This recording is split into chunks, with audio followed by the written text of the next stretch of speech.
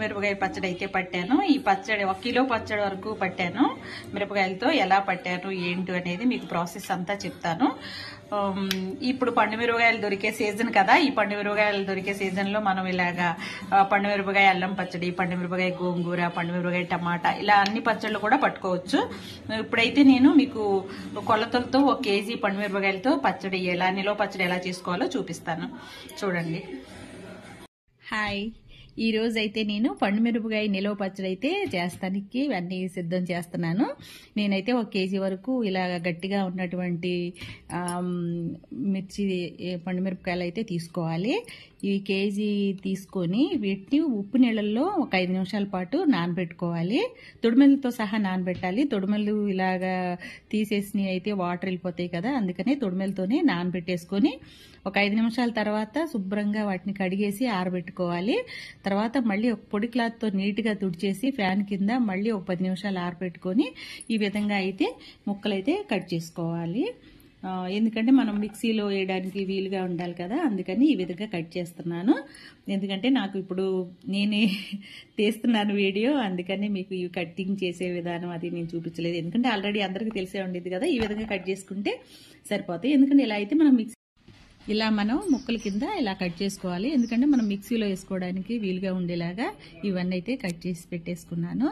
ఈ కేజీ మిరపకాయలకి మనకి ఒక 200 గ్రాములు అయితే చింతపండు పడుతుంది. ఈ చింతపండులో కూడా మనం ఏనలు అవి ఏమి లేకుండా మొత్తం ఇలా నీట్గా తీసుకొని పెట్టుకోవాలి. ఇందులో చింతపిక్కలు అవి ఉంటాయి కదా, అవన్నీ ఏమి లేకుండా శుభ్రంగా నీట్గా వేరేసేసి 10 నిమిషాలు దీన్ని కూడా కొంచెం ఫ్యాన్ గాలికి కొంచెం తడి అది లేకుండా ఆరేలాగా చూసుకోవాలన్నమాట. ఇదైతే ఒక 200 గ్రాములు.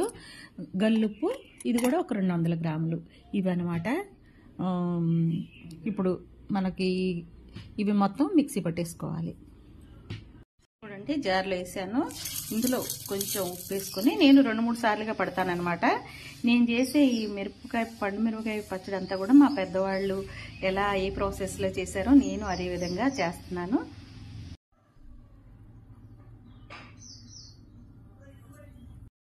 చూసారా, ఈ మాత్రం నలిగితే సరిపోద్ది అనమాట. చూసారు కదా, ఇది 2వ అనమాట. ఇలాగే 2-3 సార్లుగా మనం ఇలా పట్టుకుంటే సరిపోద్ది. ఇంతకుముందు మన పెద్దవాళ్ళు అంటే రోడ్లో రుబ్బేవాళ్ళు, పచ్చగా రుబ్బేసి అలా పెట్టేసేవాళ్ళు అనమాట. మనకంటే ఇప్పుడు ఇలాంటి అవకాశాలన్నీ వచ్చినాయి కదా, మనం తొందరగానే చేసుకోవచ్చు. అప్పటికప్పుడు కలుపుకొని కూడా చేసుకోవచ్చు. కూర పెట్టుకొని కూడా మనం ఒక 3 డేస్ దీంట్లో చింతపండు ఇలా పెట్టేసేసుకొని ఒక 3 డేస్ మనకి 3 డేస్ తర్వాత కూడా మనం కలుపుకోవచ్చు అనమాట. పచ్చడి అయితే చూసారు కదా, ఎలా కచ్చపచ్చగా మనం మిక్సీ పట్టుకున్నాము. దీంట్లో ఇప్పుడు మనం చింతపండు ఇలా వేసేసుకొని ఈ చింతపండు అంతా కూడా ఇందులో నానిచ్చి ఒక 1 డే మూత పెట్టేసి ఉంచుకోవాలన్నమాట. చూడండి, ఈ విధంగా చూడండి, ఇలా చింతపండు అంతా కూడా ఇందులో పెట్టేశాను. ఇందులో ఒక 1 డే అలా మనం మూత పెట్టేసేసి క్లోజ్ చేసేసి అలాగా ఒక 1 డే ఇలా పెట్టామనుకోండి, ఇదంతా నాని ఉండిద్ది చక్కగా. నేను ఈ ప్లాస్టిక్ డబ్బాలో పెట్టానండి 1 డేనే కదా అని. ఆ తర్వాత మాత్రం మనం పచ్చడి రెడీ అయిపోయిన తర్వాత మనం గాజు సీసాలో మాత్రమే పెట్టుకుంటే నిల్వ ఉండిద్ది అనమాట. ఓకేనా, ఇది 1 డే మాత్రం ఇలా క్లోజ్ చేసేసి పక్కన పెట్టేద్దాం. ఓకేనా, ఇగో చూసారా, 1 డేకి ఇలాగ నానిపోయింది. చింతపండు వేసి పెట్టాం కదా, 1 డే తర్వాత ఇలా ఉంది. దీన్ని ఇప్పుడు మిక్సీలో వేసుకుందాం. ఇదిగో చూసారా, ఇలాగైతే మిక్సీ పట్టాము. కొంచెం అక్కడక్కడ ఇలా గింజ చూసారు కదా, ఇలా 1 డేకి మనం ఇలాగా అయిన తర్వాత మిక్సీ పట్టుకున్న తర్వాత ఇదిగో ఇలా ఉంది. ఇలా అయితే మనం కొంచెం గింజలో కొంచెం ఉండేలాగా కచ్చాపచ్చాగానే మరీ మెత్తగా కాకుండా ఇలా గ్రైండ్ చేసుకుంటే సరిపోద్ది. అల్లం ముక్క అండ్ వెల్లుల్లిపాయ, అల్లం మామిడి అల్లం అనమాట. మామిడి అల్లం చిన్న ముక్కను, వెల్లుల్లిపాయలు కూడా కచ్చాపచ్చాగా కొంచెం ఇలాగా మిక్సీ పట్టుకొని దీంట్లో కలిపేసుకుందాం. ఓకేనా, చిన్న మామిడల్లం ముక్క అయితే వేసాను. వెల్లుల్లిపాయలు కూడా కచ్చాపచ్చగా దంచేసి దీంట్లో కలిపాను. కొన్ని వెల్లుల్లిపాయలు మనం తాలింపులో కూడా వేసుకోవచ్చు. మామిడల్లం వేస్తే టేస్ట్ కొంచెం నెక్స్ట్ లెవెల్లో ఉండిద్ది అనమాట, అందుకనే వేసాను.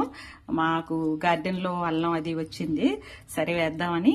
ఎలాగో ఉంది కదా, ఉందని కాదు, వేస్తే కూడా చెప్పాను కదా టేస్ట్ నెక్స్ట్ లెవెల్లో ఉండిద్ది, చాలా బాగుండిద్ది. దీన్ని మళ్ళీ మనం తాలింపు చేసుకుందాం. కొంచెం అయితే చేసుకుంటే బెటరు, అంతా ఒకసారి తాలింపు చేసుకోవద్దు. చూడండి, ఇందులో ఆవు పిండి, ఆవాలు, మెంతులు ఒక్కొక్క స్పూను మిక్సీ పట్టేసి ఈ పౌడర్ కూడా కలిపేస్తాం. మొత్తం ఇందులో కలిపేసాము. ఇప్పుడు తాలింపు మనకు కావాల్సినంత కొంచెం తాలింపు పెట్టుకుంటే సరిపోద్ది. మిగిలింది మనం ఫ్రిడ్జ్ లో ఒక గాజు సీసాలో పెట్టుకుని స్టోర్ చేసుకోవచ్చు. నేనైతే ఇందులో కొంచెం మాత్రమే తాలింపు చేయాలనుకుంటున్నాను, కొంచెం చేస్తున్నాను. చూడండి, ఆయిల్ సన్ఫ్లవర్ ఆయిల్ వేసాను నేనైతే. చూడండి, తాలింపు అయితే చేస్తున్నాను. కొంత శనగపప్పు, కొంచెం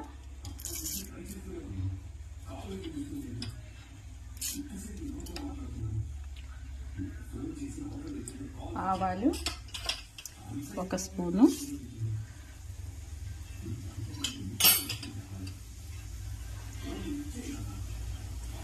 జీలకర్ర,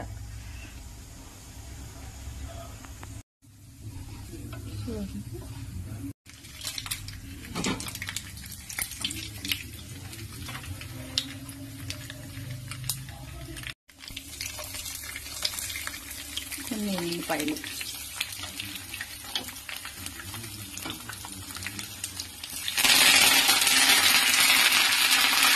కదా. వెల్లుల్లిపాయలు బాగా అవసరం లేదు, కొంచెం అలా ఆయిల్లో ఉంటే సరిపోద్ది. వేడికి స్టవ్ అయితే కట్టేస్తాను.